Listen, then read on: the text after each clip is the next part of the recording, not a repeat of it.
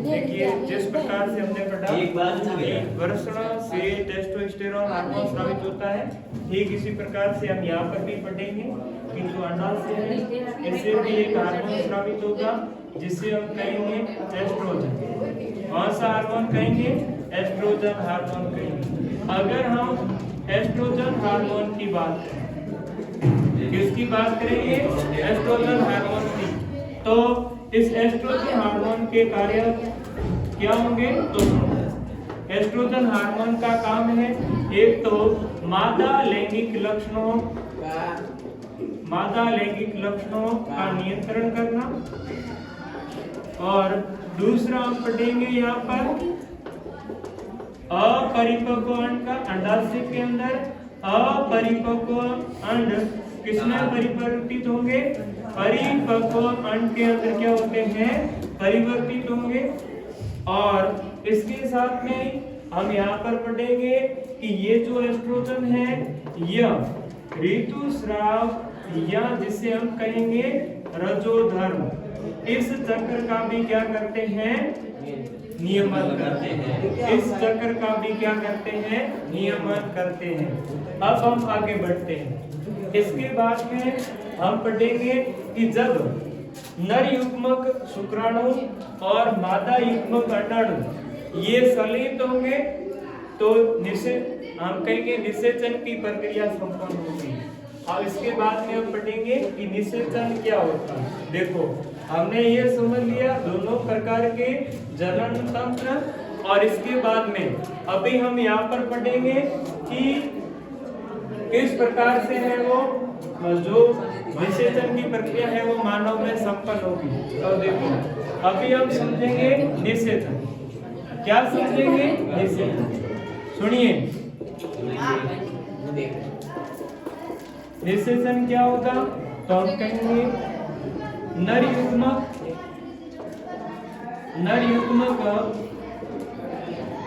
शुक्राणु व मादा युग्मक जिसे हम क्या कहेंगे? अंडाणु।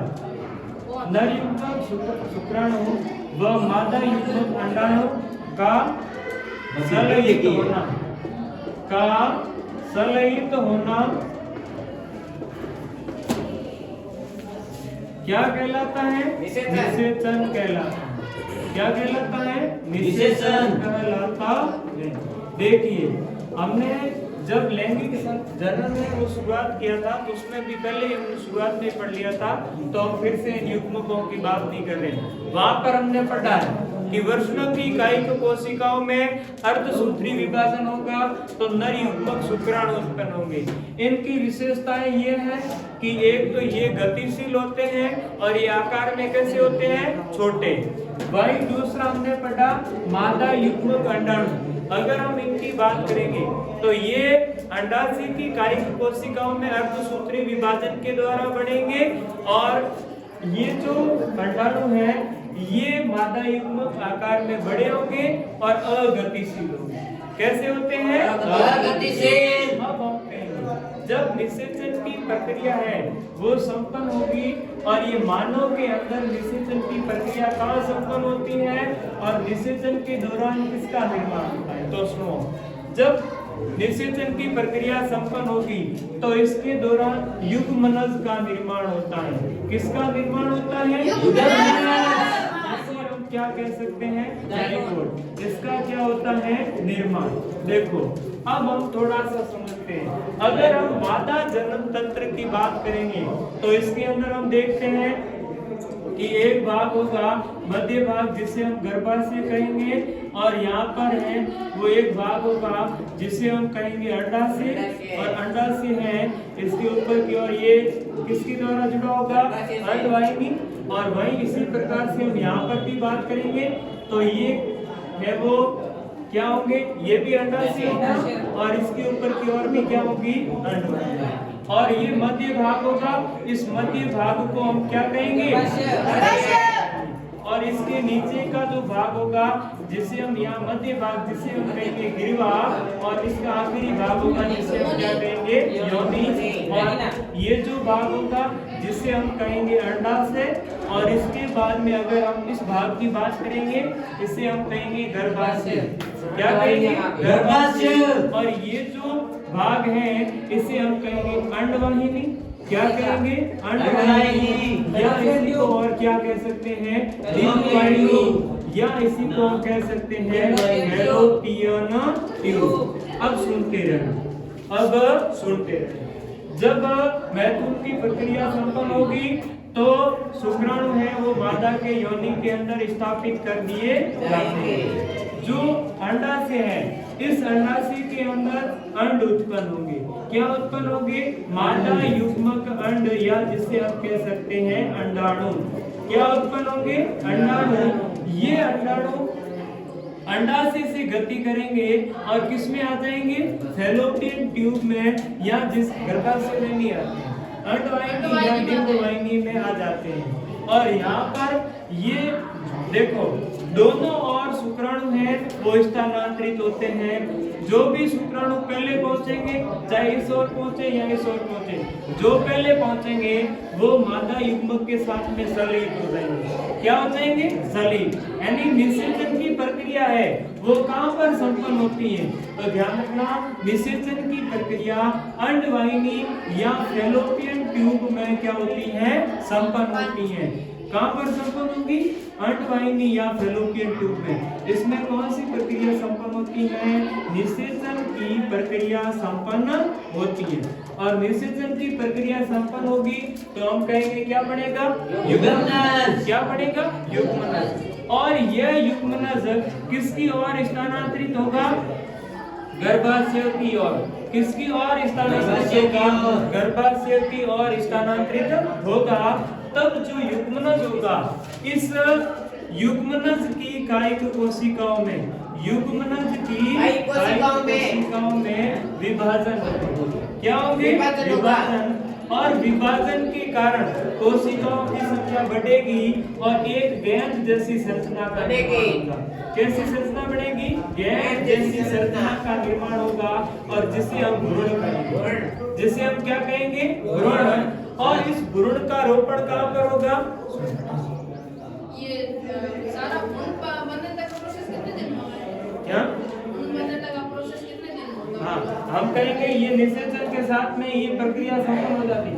भ्रूण बनने तक का प्रोसेस पूरा कैसे होगा? हम कहेंगे जब ये गर्भ स्थापित होगा, गर्भ स्थापित होने में कम समय लगेगा? हम कहेंगे जो पूरी इस दौरान की अवस्था होगी जिसे हम कहेंगे गर्भावस्था। गर्भाशय के अंदर भ्रूण स्थापित होगा और उसके बाद में जो नया एक युग्मक उत्पन्न होगा। क्या उत्पन्न होगा? एक नया युग्मक। नया युग्मक मतलब हम कहेंगे जो इससे नया जीव बढ़ेगा।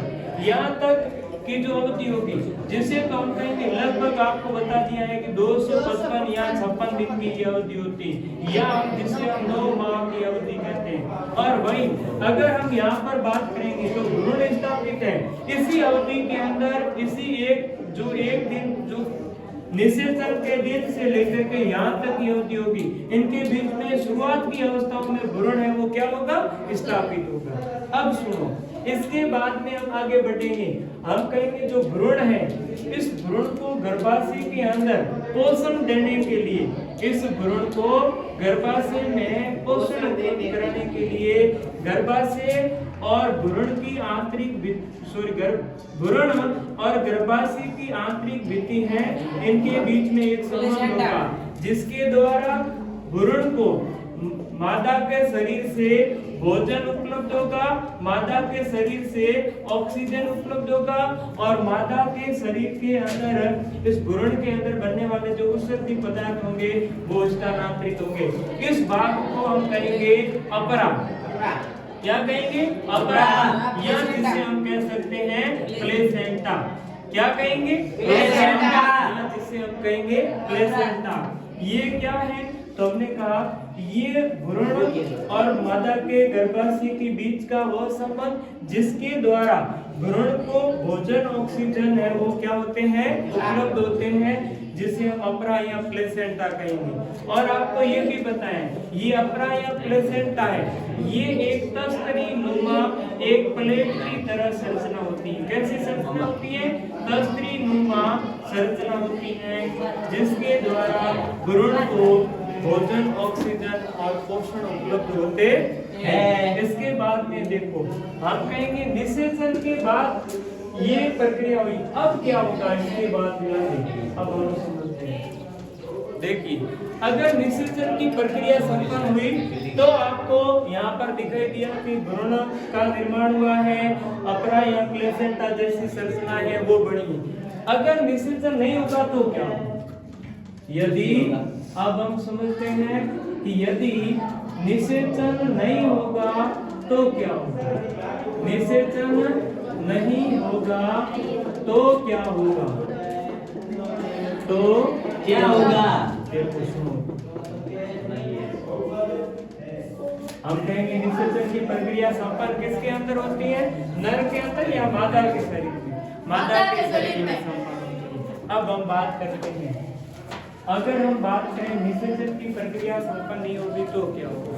देखो मादा है, मादा के अंदर जो अंडाशय है, मादा के अंदर अंडाशय, प्रत्येक माह एक परिपक्व अंड, प्रत्येक माह एक परिपक्व अंड है वो उत्पन्न करेगी। एक परिपक्व अंड है वो क्या करेगा? उत्पन्न। क्यों उत्पन्न करेगा? कि अगर निषेचन की प्रक्रिया होगी तो ये परिपक्व अंड शुक्राणु के साथ में सलित होगा, तो जिससे युग्मनज बनेगा और बाद में उससे भ्रूण बनेगा। इस दौरान जो मादा है इसके अंदर जो गर्भाशय होगा, ये गर्भाशय भी, यह गर्भाशय भी भ्रूण को स्थापित करने के लिए, भ्रूण को स्थापित करने के लिए तैयारी करेगा। भ्रूण को स्थापित करने के लिए क्या करेगा? तैयारी करेगा, तैयारी करता। और क्यों तैयारी करेगा? क्योंकि भ्रूण का रोपण होगा तो जिसके कारण गर्भाशय है वो भ्रूण को पोषण उपलब्ध कराएगा।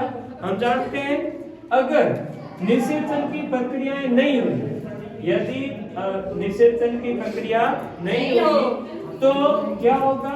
हम कहेंगे अगर निषेचन की प्रक्रिया नहीं होगी तो ये गर्भाशय है, जो मादा के अंडाशय से जो प्रत्येक माह एक परिपक्व अंड उत्पन्न हो रहा है, इस अंड का निषेचन नहीं होगा। अगर निषेचन की प्रक्रिया नहीं होगी तो हम कहेंगे एक तो है अंड का निषेचन नहीं हुआ, और अंड का निषेचन नहीं हुआ तो हम कहेंगे युग्मनज नहीं बनेगा, और युग्मनज नहीं बनेगा तो हम कहेंगे युग्मनज में विभाजन के द्वारा क्या बनता है? भ्रूण।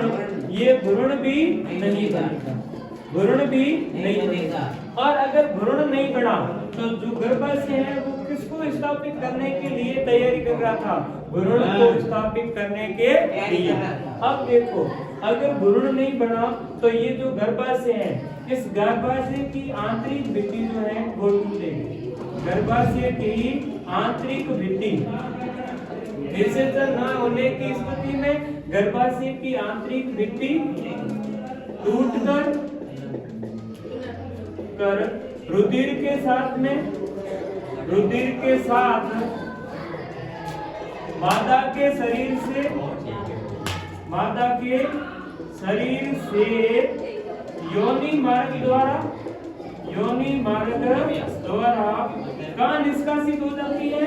द्वारा बाहर निष्कासित हो जाती है। और इसे हम क्या कहेंगे?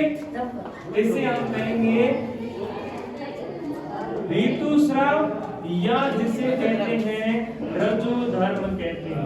क्या कहते हैं? रजोधर्म। ऋतुस्राव या रजोधर्म कहते हैं। अब सुनो इसके बारे में और बात। जो रजोधर्म या जिसे हम ऋतुस्राव कह रहे हैं, इसकी बात सुनना। इसके अंदर हम दो चीजें पढ़ते हैं, एक तो इसकी अवधि, एक तो इसकी अवधि, और एक ये कितने समय बाद में दौरान होगा ये बात। जो रजोधर्म या ऋतुस्राव है इसकी अवधि होगी 2 से 8 दिन की, यानी कितने दिन तक ये चक्कर चल सकता है? 2 से 8 दिन तक आंतरिक भित्ति टूटेगी और रुधिर है वो के साथ में जो गर्भाशय की भित्ति है वो रुधिर के साथ में मादा के शरीर से बाहर इसका 2 से 8 दिन। और ये समय कितने समय बाद में ये चक्कर फिर से इसका दौरान होगा, तो 1 माह का समय लगेगा, या हम कहेंगे लगभग कितने दिन का समय लगता है, 28 दिन का समय लगता है। चलिए अपना आज का टॉपिक इतना ही, आज के अब बाहर क्यों जा रहे हैं सर? आए